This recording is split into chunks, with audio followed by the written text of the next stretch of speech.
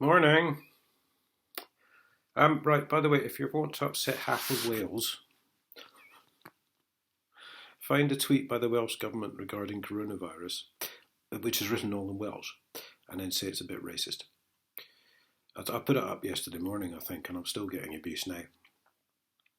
Apparently the English language is racist, and I'm a xenophobe, and a unionist.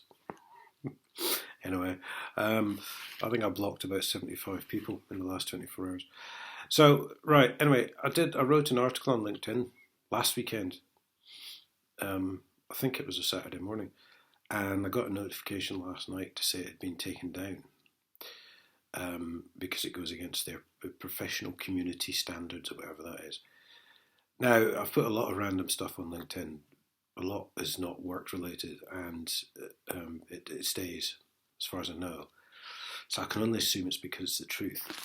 So I'm just going to minimise the screen here, and I can still see it, but no one else can apparently. So I think the correct thing to do is read it out on here. So let's just get rid of that. Right. So much has been said about coronavirus. I'll be the first to admit I'm not overly sure of the difference between coronavirus and COVID-19, and I'm not sure I need to be. The language being used by the government seems to be ridiculously complex and condescending, and I'm also always wary when conflicting stories come into play. Last March or thereabouts, Neil Ferguson, a supposedly reputable scientist employed by a London university, stated that up to 250,000 people could die imminently from this new strain of virus. This was the reason, they said, for lockdown and the various other measures which have been implemented since. This January, in the middle of a review of last year, as is standard programming these days, Neil Ferguson was interviewed by the BBC and stated his prediction of the potential death figures was forecast over 2 years.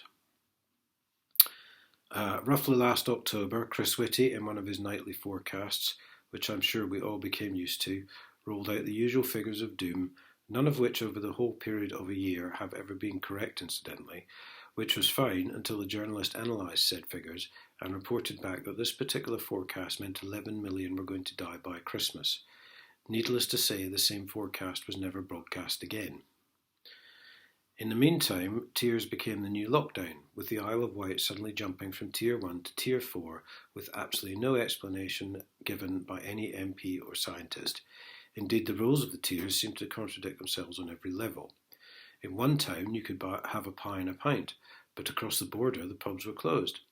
In other places, people were cajoled into leaving their personal details to be able to enter pubs, and it wasn't long before women were getting unsolicited phone calls and texts from pub staff asking them if they wanted a date.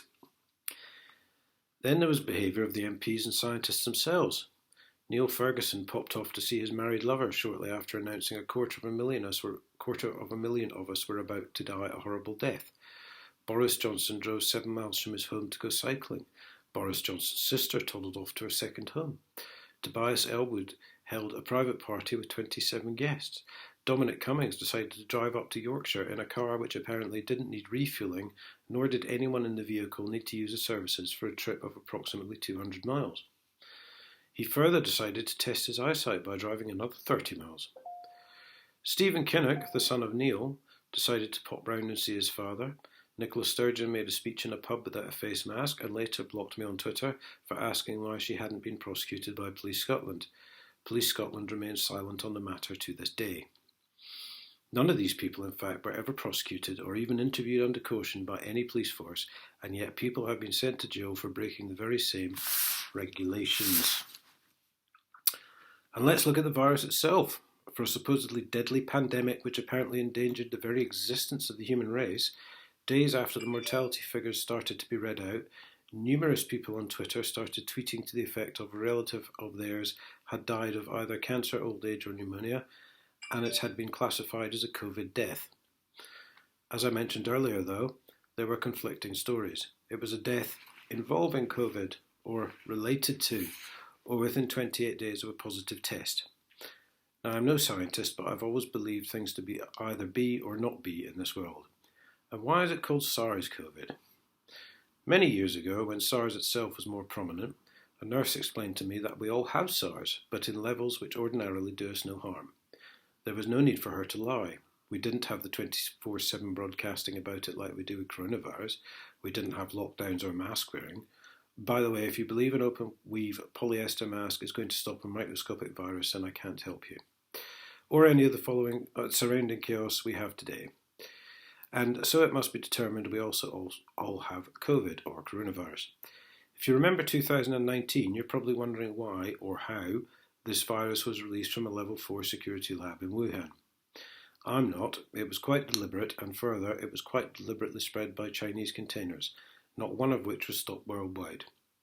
In the summer last year, Maersk, and only Maersk, started putting their containers into a storage area down in London Gateway docks for inspection and cleaning, after they'd been brought into the country and the contents delivered.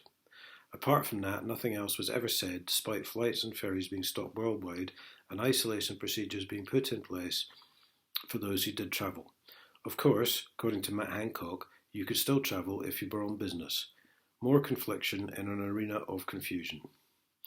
I digress, however. Coronavirus was released deliberately, twice I believe, in November and then again sometime in January 2020. Before you think I'm starting to become all conspiracy theorist, everything I'm saying here I've already said on YouTube or other social media, and I don't believe for a second they wanted to wipe us all out. The whole saga so far has been about control and largely on a worldwide level. Trump never went for it, which is why he was given the push by voting which was undoubtedly rigged. It wouldn't have been hard to organise at a G20 summit or even in meetings which the general public knew nothing about. It was Keir Starmer, after all, I think, who admitted to having secret meetings with the EU. Nick Clegg once turned up in Brussels to see Barnier, the only problem being at that time that Clegg had already taken the job with Facebook as a communications director. So is it such a stretch to believe that quite a number of them know each other and are somewhat more than colleagues? And why lie about the mortality figures, saying if someone had had coronavirus they must have died of it? Why devise coronavirus legislation to bypass postmortems? And why restrict access to funerals and not allow relatives to visit their family in care homes? There is, you see, as much to be gained by saying restricted access is for your health as there is of hiding the fact that if access was allowed, then no one would actually get sick and the ruse would be exposed. This is the same reason people were arrested for filming empty hospitals. Since I mention hospitals, why were 6 Nightingale hospitals constructed at a massive expense to the taxpayer and then used by a total of 35 patients? Briefly. I certainly haven't heard mention of them recently, despite asking Boris Johnson that very question on Twitter earlier this week. I'm afraid to say then that you've all been conned by some very nasty and manipulative minds. There is no doubt that COVID-19 takes lives and in quite a nasty way, but not nearly as many lives as the 24/7 mainstream media broadcasting would have you believe. From the figures I've seen, coronavirus has probably taken about 6,000 lives directly. That's in the UK, obviously, by the way. Since last March, and again, you don't have to believe me, but then you don't have to ask yourself any of the questions I've asked here either. All of which have been asked of various MPs and others, predominantly on Twitter, many times by myself and others. Answers came there none. Which is a bit like asking when the end of lockdown will be, including the use of tiers and other restrictions as the government tends to use to avoid calling it lockdown. I predict March 2023, after which a general election will be looming and we will no doubt be inundated with constant broadcasts of how Boris saved us all. Until then, keep wearing your bacterial pneumonia causing face masks and obeying every word Boris says. It won't do you any good. It's been a year after all already. If it hasn't got you by now, it probably won't. But I didn't put that bit. So, that was taken down because it's the truth. LinkedIn, obviously controlled by the cartel, the same as YouTube and Twitter and Facebook. And I'm just wondering actually how long the video I did yesterday will stay up, to be honest. But there you go. Thanks for watching.